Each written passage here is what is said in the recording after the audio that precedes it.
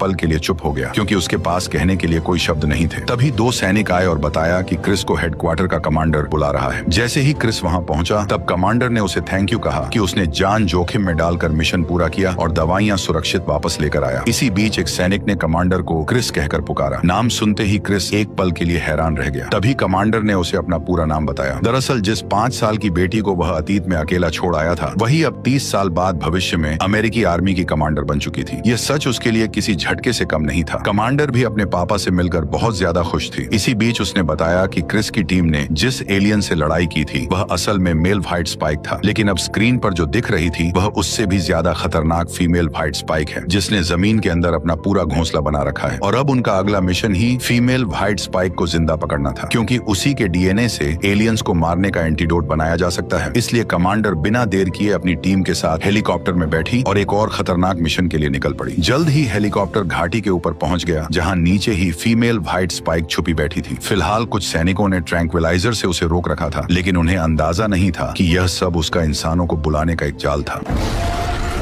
जैसे ही female white spike बाहर निकली, उसने पल भर में ज्यादातर सैनिकों को बेरहमी से खत्म कर दिया और कुछ ही सेकंड में चारों तरफ अफरा तफरी मच गई। ये सब देखकर कमांडर बिना किसी देरी के रस्सी पकड़कर सीधे नीचे उतर गई। जब वह घोंसले के अंदर पहुंची तो वह बुरी तरह हैरान रह गई। Female white spike male alien से कहीं ज्यादा विशाल और खतरनाक थी, इसलिए कमांडर ने तुरंत सैनिकों को उसके टेंटिकल्स बांधने को कहा। लेकिन अगले ही पल उसने एक सैनिक को दबोच लिया और उसे घसीटते हुए दूसरे घोंसले की तरफ खींच ले गई। यह देखकर कमांडर ने तुरंत बाकी सैनिकों को दूसरे घोंसले पर आग बरसाने का ऑर्डर दिया।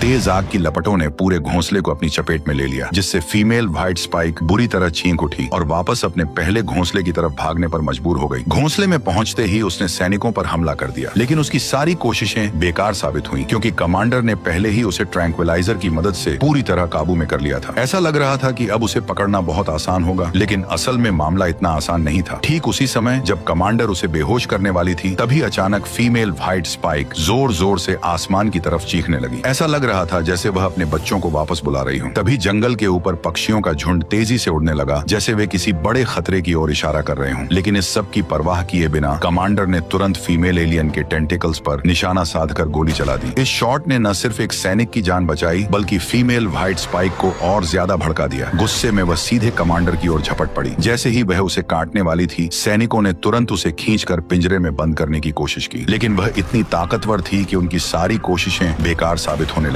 तभी जंगल के अंदर से एक भयानक आवाज गूंज उठी और क्रिस की आंखों के सामने हजारों एलियंस जंगल से बाहर निकलकर इंसानों पर टूट पड़े। क्रिस ने बिना देर किए मशीन गन संभाली और रस्सी के सहारे नीचे उतरते हुए फायरिंग शुरू कर दी।